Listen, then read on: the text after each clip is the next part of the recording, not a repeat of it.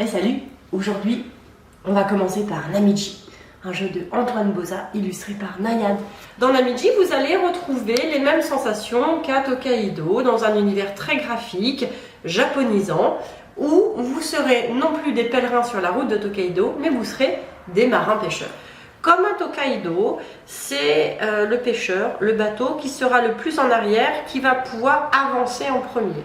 Le déplacement est vraiment identique à celui de Tokaido.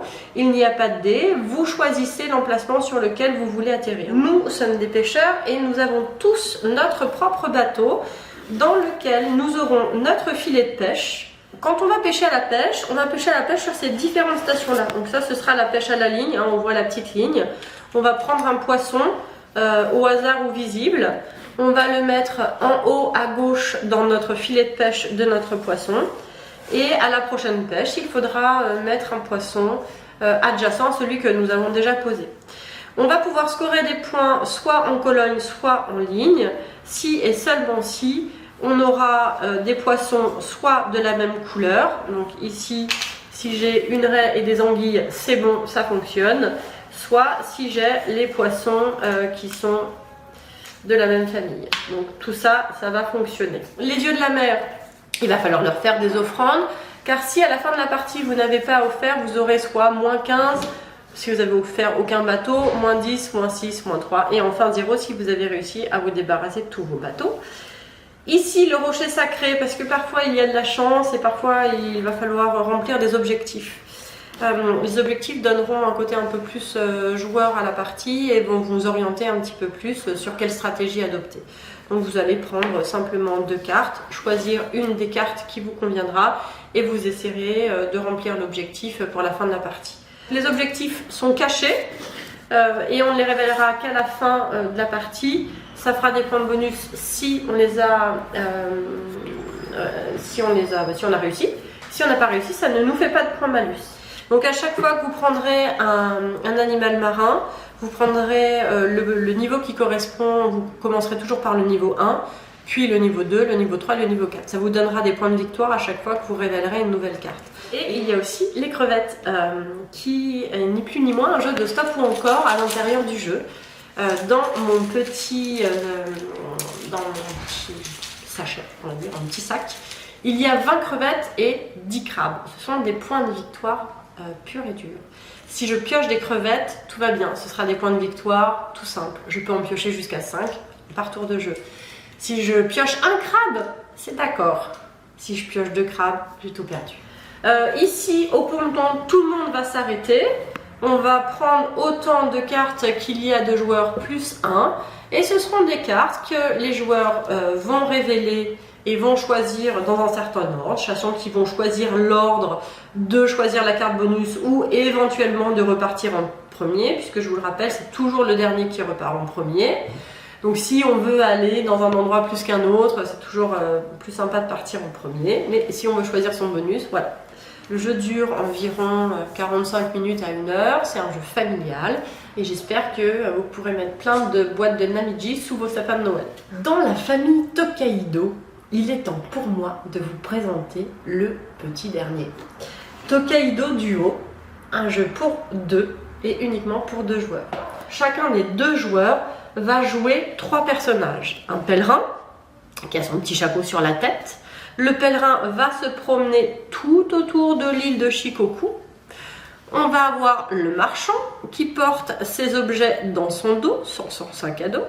Lui va se promener sur toutes les routes marchandes, qui sont les routes orange du jeu. Petite précision, hein, c'est un prototype. Le jeu final, les couleurs des différents joueurs ne seront pas celles-ci.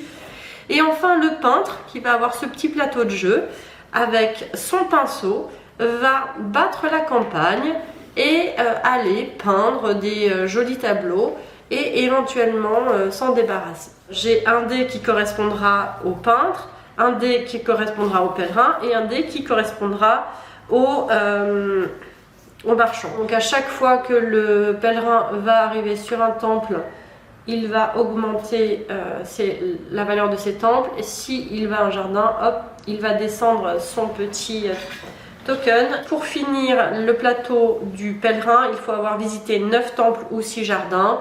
Vous allez récupérer des bonus sur le rivage. À la boutique, vous allez récupérer de l'argent que vous donnerez aux marchands. Le onsen vous permettra de rejouer un pion.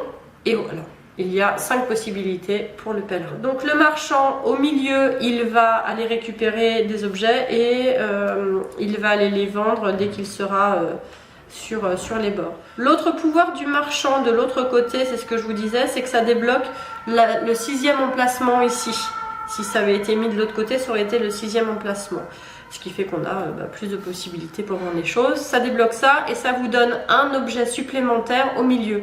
Comment il fait des points de victoire? Parce qu'il est très riche, mais à chaque fois qu'il a eu un 10, donc une petite plaquette comme ça, il le met dans l'emplacement voulu et ça ne lui donne pas de l'or, ça lui donne des points de victoire. Le peintre va pouvoir faire une action parmi 2 choix. Soit il révèle des œuvres d'art, soit il les vend. Ici, je suis atterri ici avec 2 autres personnages que moi. Je vais révéler 2 œuvres d'art. On peut vendre une seule œuvre d'art par tour, c'est hyper important. On commence en haut à gauche et on finit en bas à droite. Et il faut que l'artiste se soit arrêté sur le même symbole qu'il y a sur l'œuvre d'art qui vient d'être révélée. Donc là, c'est des bambous. Bambou plus bambou égale, hop, on peut le vendre. On ne le vend pas pour de l'or, on le vend pour des points de victoire. Le jeu s'arrête effectivement quand un des personnages a fini son plateau, c'est-à-dire que le pèlerin a visité 9 temples ou 6 jardins, que le marchand a tellement fait du commerce intelligemment qu'il a réussi à avoir jusqu'à 6 tablettes, et que le peintre a à la fois révélé toutes ces merveilleuses petites œuvres et hop, a tout vendu. Alors juste, je résiste pas à vous présenter Insert, un jeu de Bruno Catala qui sortira dans toutes les boutiques en 2023, qui est un jeu abstrait. Le principe donc est simple, quand on pose un pion, ça va indiquer la direction dans laquelle notre partenaire va devoir jouer. On n'est pas obligé de le placer à côté, vous voyez si c'est une ligne, il doit se diriger dans cette ligne-là. Le principe c'est au fur et à mesure du jeu, vous verrez, même si ce n'est pas une solution réalisable ici, si l'adversaire arrive à se mettre au milieu, à insérer son jeton, alors il va pouvoir retourner les jetons qui sont à l'adversaire. Et quand quelqu'un aura réussi à faire un puissance 5, il aura gagné.